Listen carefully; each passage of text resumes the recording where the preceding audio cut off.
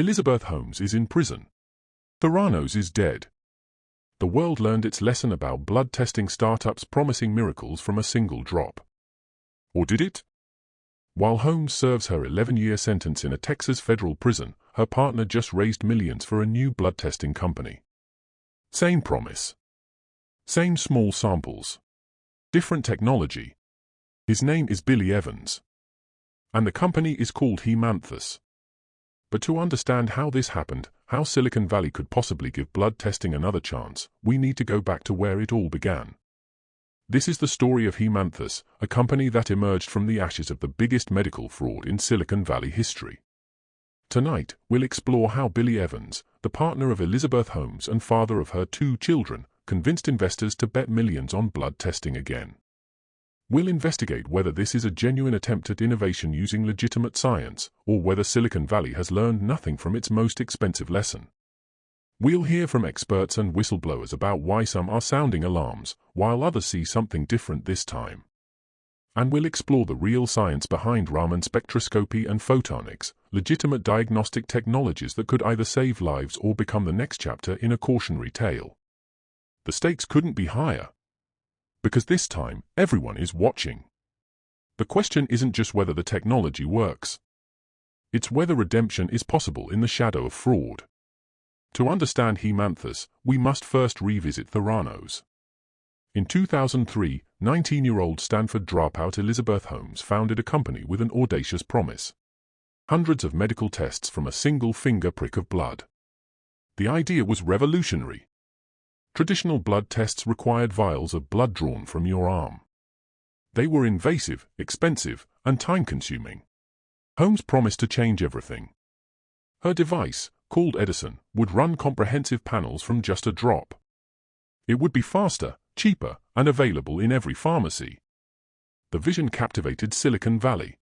Holmes assembled a board studded with luminaries. Former secretaries of state. Generals. Titans of industry. Henry Kissinger. George Shultz. James Mattis. By 2014, Theranos reached a $9 billion valuation. Holmes became the world's youngest self-made female billionaire. She appeared on magazine covers wearing her signature black turtleneck, deliberately echoing Steve Jobs. The media called her the next great American inventor. But there was a problem. The Edison machine didn't work. Not even close. Behind the scenes, Theranos was running tests on traditional, commercially available machines made by Siemens. They were diluting the tiny blood sample so much that results became dangerously inaccurate. Patients received false positives for HIV. Incorrect cancer markers. Failed pregnancy tests. Lives were put at risk. The fraud unraveled in 2015 when Wall Street Journal reporter John Carrera published a devastating investigation. Whistleblowers came forward. Key among them was Tyler Shultz, grandson of board member George Shultz, who risked everything to expose the truth. The collapse was spectacular. Holmes was charged with fraud. In 2022, she was convicted on 4 counts and sentenced to 11 years in federal prison. She began serving her sentence in May 2023 at a minimum security facility in Bryan, Texas. The Theranos scandal sent shockwaves through Silicon Valley. It became a case study in what happens when hype overtakes science. When charisma replaces clinical validation. When investors stop asking the hard questions. The lesson seemed clear. Never again would blood testing startups get a free pass. Due diligence would be mandatory. Transparency essential. The FDA would scrutinize every claim. That was the lesson everyone thought they learned. But as we're about to see, the story didn't end there. Enter Billy Evans. Evans isn't a household name like Elizabeth Holmes, but he's been at the center of her story for years now. The two met at a party in 2017, right as the Theranos scandal was reaching its peak. Evans comes from a hospitality family. His parents own the Evans Hotels Group in San Diego. He attended MIT, studied economics, and worked in business development and tech investing. By all accounts, he had a comfortable life ahead of him. Then he met Holmes. They began dating while she faced multiple federal investigations. While most people would run from that level of legal scrutiny and public infamy, Evans stayed. The relationship deepened. In 2021, they had their first child together, a son. In 2023, just before Holmes reported to prison, they had a second child, another son. Evans has remained remarkably loyal throughout Holmes's legal ordeal. He was present at her trial. He moved with her to the San Diego area during her house arrest. He visits her regularly in prison. This loyalty is either deeply romantic or deeply concerning, depending on who you ask. Because in late 2024 and early 2025, Evans did something that shocked Silicon Valley. He founded a blood testing startup. The company is called Haemanthus. The name comes from a genus of flowering plants native to South Africa, commonly known as blood flowers or blood lilies. The symbolism is impossible to miss. Blood flowers. Blood testing. A deliberate nod to the past, or an unfortunate coincidence? According to reporting from the Information and other tech news outlets, Evans has raised approximately $3.5 million from friends and family investors. He's seeking to raise an additional $15 million to scale operations. The company currently employs between 10 and 12 people and is operating out of stealth mode, meaning very limited public information is available. So what exactly does Haemanthus do? This is where things get interesting. Unlike Theranos, which claimed to use proprietary microfluidic technology that never actually worked, Haemanthus is built on established scientific principles. Specifically, the company uses Raman spectroscopy combined with artificial intelligence and photonics. Let's break down what that actually means. Raman spectroscopy is a real, peer-reviewed, scientifically validated analytical technique. It was discovered in 1928 by Indian physicist C.V. Raman, who won the Nobel Prize for the work. The technique involves shining a laser at a sample and analyzing how the light scatters. Different molecules scatter light in unique ways, creating a molecular fingerprint. Scientists have used Raman spectroscopy for decades in chemistry, materials science, and increasingly in medical diagnostics. Photonics refers to the science of light detection and manipulation. It's the foundation of fiber optic communications, laser surgery, and many modern diagnostic tools. The addition of artificial intelligence allows for pattern recognition in the complex data that Raman spectroscopy produces. Machine learning algorithms can identify subtle signatures that might indicate disease states or health conditions. Here's the critical difference from Theranos. These technologies are real. They work. The science is published and reproducible. Researchers at major universities and hospitals worldwide are exploring Raman spectroscopy for medical diagnostics. Studies have shown promise for detecting cancer, diabetes, cardiovascular disease, and infections. The technology exists. The question is whether Haemanthus can successfully commercialize it and whether they're doing so responsibly. According to limited public statements, Haemanthus is not starting with human diagnostics. Instead, the company is beginning in veterinary medicine. This is actually a smart strategy. The regulatory pathway for animal health products is less stringent than for human medical devices. It allows the company to prove the technology works in a real-world setting before attempting the lengthy and expensive FDA approval process for human use. The business model appears to focus on preventative health and wellness monitoring rather than diagnostic testing for disease. Think of it as a health optimization tool rather than a disease detection system. This positions Haemanthus differently than Theranos, which explicitly promised to diagnose hundreds of serious medical conditions. But here's where the story takes its most controversial turn. Elizabeth Holmes, currently inmate number 035030 for 8 at Federal Prison Camp Bryan, is legally banned from serving as an officer or director of any public company as part of her sentencing. However, there is no legal restriction preventing her from offering private advice to anyone, including her partner. Reports began circulating in early 2025 that Holmes may be serving as an informal consultant to Evans and Haemanthus. The company vehemently denies this. A spokesperson told reporters that Holmes has, quote, zero involvement, end quote, in the company and, quote, no role, now or in the future, end quote. But the speculation persists. Federal prisoners are allowed phone calls and visits. Holmes receives regular visits from Evans and their children. What gets discussed during those visits? Is it purely personal, or does the conversation turn to business? We don't know. There's no evidence of any wrongdoing. But the optics are undeniably complicated. Tyler Shultz, the Theranos whistleblower who sacrificed his relationship with his grandfather to expose the fraud, has been vocal about his concerns. While he hasn't accused Haemanthus of fraud, he's urged caution. In interviews and social media posts, Shultz has emphasized the need for transparency in health tech. He's called for rigorous clinical validation before making any health claims. His message is clear. The technology might be real this time, but trust must be earned, not assumed. The venture capital community is split.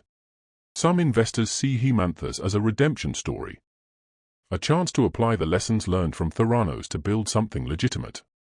They point to the real science behind Raman spectroscopy. They note the decision to start in veterinary medicine. They emphasize that Billy Evans is not Elizabeth Holmes. Other investors want nothing to do with anything connected to the Theranos saga. The brand contamination is too severe. The reputational risk too high. Even if the science is sound, the association with Holmes makes it radioactive. Several venture capital firms were reportedly approached about investing in Haemanthus and declined specifically because of the Holmes connection. The debate raises fascinating questions about guilt by association. Should Billy Evans be punished for his partner's crimes? Does loving someone who committed fraud make you untrustworthy? Or is it possible to separate the personal from the professional? These aren't easy questions. On one hand, Evans wasn't involved in Theranos. He met Holmes after the fraud was already exposed. He never worked at the company. He bears no legal responsibility for what happened. On the other hand, he's chosen to enter the exact same industry that his partner defrauded. He's raising money from investors who might be swayed by his personal connection to Holmes, whether positively or negatively. He's operating in stealth mode, limiting transparency at a time when transparency is exactly what the industry needs. The situation is unprecedented. There's no playbook for this. So what's really happening inside Haemanthus? To answer that, we need to look at what the company has actually demonstrated versus what it's promised. As of now, Haemanthus has not published peer-reviewed research. The company has not released clinical trial data. There are no FDA submissions on public record. The company has not demonstrated its technology to journalists or independent scientists. This is standard practice for an early-stage startup operating in stealth mode. Most companies don't share their technology until they have patents filed and preliminary data validated. The problem is that standard practice doesn't work when you're connected to the biggest medical fraud in history.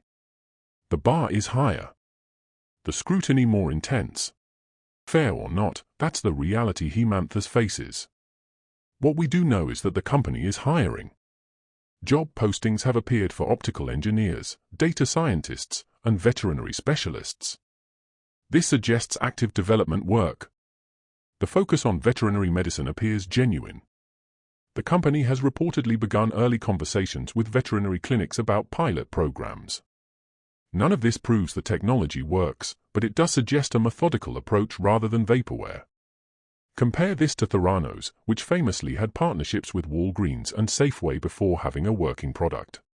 Haemanthus seems to be taking a slower, more careful path. The scientific community has weighed in cautiously.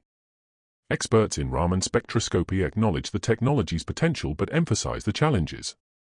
Getting consistent results from biological samples is difficult. Blood is complex. It contains thousands of different molecules. Isolating specific biomarkers requires sophisticated algorithms and extensive training data. The fact that Haemanthus is using AI is promising. Machine learning excels at pattern recognition in complex datasets. But AI is only as good as the data it's trained on. Where is Haemanthus getting its training data? How diverse is the dataset? How have they validated their models? These questions remain unanswered. The veterinary focus actually makes scientific sense. Animal blood is in some way simpler to analyze than human blood. There's less biological variation within breeds compared to the human population. Regulatory requirements are lower. If the technology can work reliably in dogs and cats, that's a proof of concept that could eventually translate to human medicine. This is a legitimate development strategy used by many biotech companies. But it also raises questions about the end goal. If Haemanthus always intended to focus on animal health, why all the secrecy? Veterinary diagnostics is a growing market, estimated at several $billion annually. It's a legitimate business opportunity.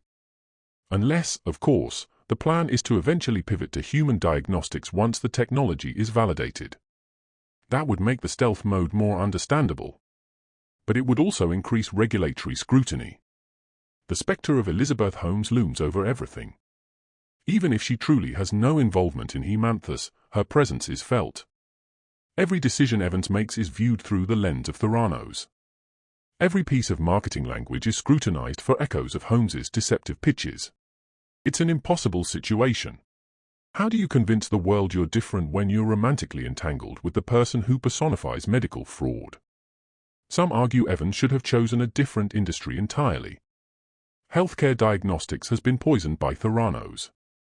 Why not go into software, renewable energy, consumer products, anything else? The decision to stay in blood testing looks either admirably brave or recklessly naive. Others argue that the science shouldn't be abandoned just because one person misused it. Blood testing innovation is desperately needed. Healthcare costs are astronomical. Early disease detection saves lives. If Raman spectroscopy can genuinely contribute to better diagnostics, the world benefits.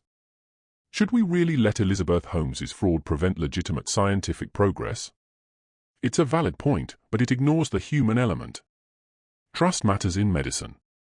Patients need to believe their test results are accurate. Doctors need to trust the tools they use. Investors need confidence they're funding real innovation. Theranos destroyed that trust.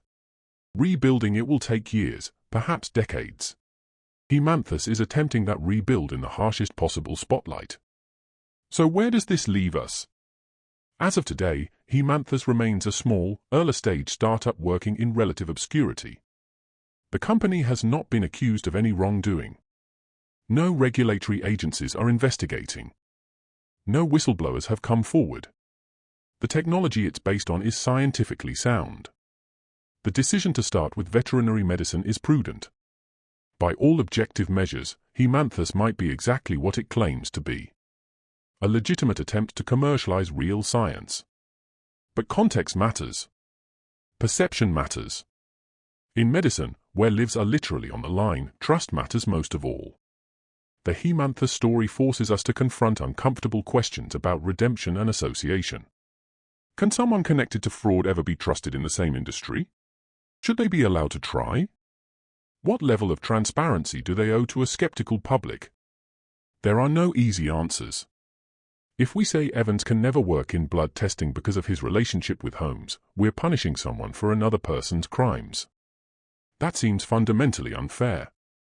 But if we give Haemanthus a pass because Evans personally didn't commit fraud, we might be repeating the same mistakes that enabled Theranos in the first place. The lesson from Theranos wasn't just about Elizabeth Holmes. It was about the entire ecosystem that enabled her. Investors who didn't ask hard questions. Board members who lacked relevant expertise. A media that celebrated innovation without demanding proof. Regulators who moved too slowly. The systemic failures that allowed Theranos to flourish for over a decade before being exposed. Those systemic issues haven't been fully resolved. Silicon Valley still moves fast and breaks things. The pressure to find the next unicorn startup remains intense. The fear of missing out drives investment decisions. In that environment, Haemanthus represents a test.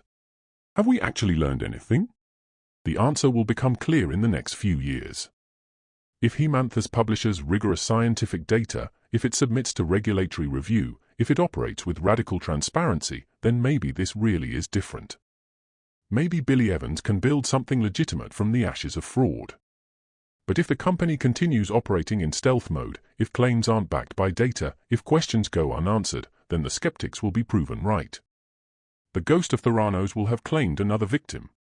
For now, we wait. We watch. And we demand better. Because in medicine, the stakes are too high for anything less than absolute integrity. The story of Haemanthus is still being written. Whether it becomes a cautionary tale or a redemption arc depends on choices yet to be made. We'll be following this closely and bringing you updates as the story develops. If you found this investigation valuable, I'd really appreciate it if you could like this video. It helps us reach more people who care about accountability in tech and medicine. And if you want to stay informed about stories like this, about the intersection of technology, business, and ethics, subscribe to the channel and hit the notification bell.